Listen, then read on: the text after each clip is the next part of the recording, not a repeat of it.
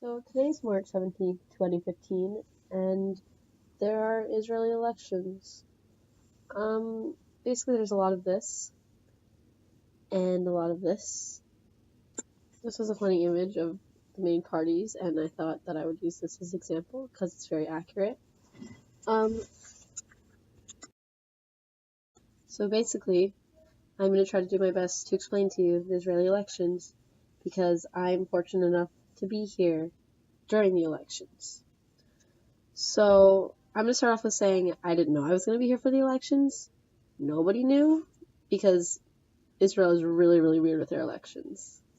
Unlike in the United States, when you have every 4 years you vote for the president and then you vote for Congress and you vote for the laws, in Israel you can change the entire government whenever you want. In the past 20 years, people have voted 9 different times because Israel goes with coalitions, and when coalitions break up, you go into election. So basically, you have the Knesset, and the Knesset has 120 seats because when the Second Temple was there, it had 120 seats. So it has nothing really to do with government, and even though it seems like that's a lot of maybe too many people in running a country, especially a country that's so small, it's not going to change because it's a religious country and it's based off of that. And so to get a coalition, the parties have to have at least 61 seats. So to get a coalition with 61 seats, you have to have parties that are big enough unite together. So before it was Likud and Labor, and Likud and Labor are not getting along. So Bibi, being the prime minister, ended the coalition.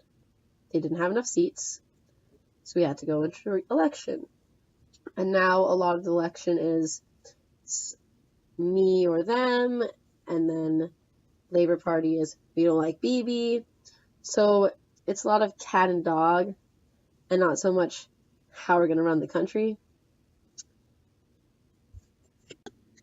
So basically, we have the left side, and the left side is more willing to have the two-state solution and give the Palestinians their own country or whatever.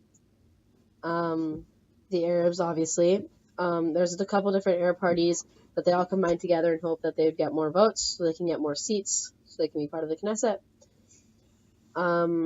Then there's Meretz, and that one's more on the social issues like refugees. They don't have very many seats currently. They only have 6, I believe. Then there's the Zionist Union, and that one's head by both Herzog and Livni, who were in a coalition with Bibi, but they all fought and they got kicked out of the coalition, and now their main mantra is it's us or him, and they don't like Bibi. Their main strategy is to get rid of Bibi. So that's basically what this election is about, the fact that they don't like Bibi. Then we have the center, and the center has Kulanu. Kulanu is more looking at like the economy of Israel and trying to lower prices of living and food. Another more center party is Beit Yehudi, which also is willing to have the two-state solution. More on the right is the right wants to keep Israel as a Jewish state. Bibi used to be more center, he's more willing, but now he's more adamant about having it be a Jewish state and not giving up any land. So Bibi is on the right now, and a lot of people want to keep voting for him because even though a large majority of people do not like him, they think that he is good for security. Also on the right is Yesh Atid, who are also not willing to give up any land. And then the ultra-Orthodox, who obviously want the Jewish state to stay a Jewish state. If Netanyahu wins, he will most likely form a coalition with Beit Yehudi to get their 61 seats. Right now it's really close. A lot of people are saying that either Bibi is going to win again and Likud Party will again be in power, but a lot of people are also saying that the Zionist Union Party camp, they had a talk about what to name it, party or camp. The Zionist Party is actually ahead of Likud right now, so Livni and Herzog could win, and I guess we'll find out later who does.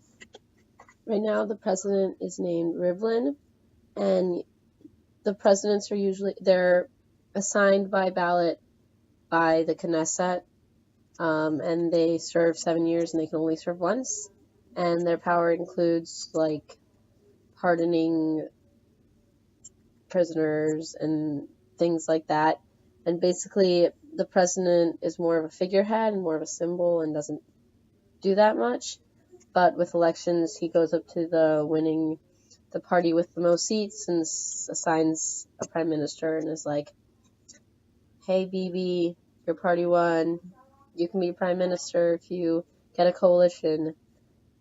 And then if nobody can get a coalition, we go to elections again. So I'm not allowed to vote because I'm not a citizen, but I know who I would vote for, and I know who I would vote for morally, and I know who I would vote for logically.